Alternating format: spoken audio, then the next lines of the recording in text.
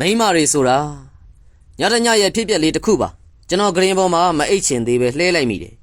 အသင်အိပ်ပျော်နေတဲ့အားနွဲ့နဲ့ကျွန်တော်ရဲ့ဇနီးမျက်နှာလေးကိုသေချာကြည့်ရင်အတွေ့တချို့ဝင်လာပါတယ်မိန်းကလေးဆိုတာဘလို့ပါလဲကျွန်တော်နဲ့လမ်းမထက်ခင်ဟာမိဘဆွေမျိုးအတိုင်းဝိုင်းရဲ့အချစ်တွေနဲ့ထိမ့်သိမ့်မှုအောက်မှာကြီးပြင်းလာခဲ့ရတယ်အခုကြတစ်ချက်ထင်းနဲ့ရုတ်တရက်မှာပဲတိတောင်မတိထားတဲ့လူတစ်ယောက်ရဲ့ဘေးမှာအိတ်ဆက်နေရတယ်ကျွန်တော်ကြောင့်အတူနေလာတဲ့မိဘတွေကိုစွန့်ခွာလာခဲ့ပြန်တယ်ကျွန်တော်ကိုပေမေမမပြုစုရင်မပြောပလောက်တဲ့စကားလေးတွေနဲ့သူပျော့ရှာနေပြန်တယ်ပြီးတော့ကျွန်တော်လည်းမေးခွန်းတချို့မေးနေမိ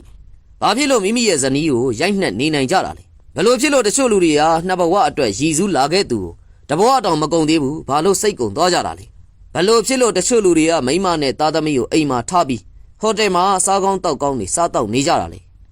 တနေ့လုံးယောက်ျားလာမှတူတူစားမယ်ဆိုတဲ့ထမင်းဝိုင်းလေးမှာအသင့်လက်ဆေးပြီးထိုင်ဆောင်နေတဲ့မိမနဲ့သားသမီးတွေကိုဘာလို့မင်းနေကြတာလဲဘာဖြစ်လို့တချို့တွေကမိမိဇနီးတွေကိုမျက်ရည်ဆက်နဲ့ညတွေကိုဖျက်ဆီးစေခဲ့တာလေတချို့တွေကမိမနဲ့မိသားစုကိုအချိန်မပေးဘဲလမ်းပေါ်မှာအချိန်တွေကုန်ဆုံးလိုက်ကြတယ်မိသားစုမှာဖခင်ရဲ့နှွေးထွေးမှုဆိုတာသားသမီးတွေသိခွင့်မရတော့တာဘာကြောင့်လဲ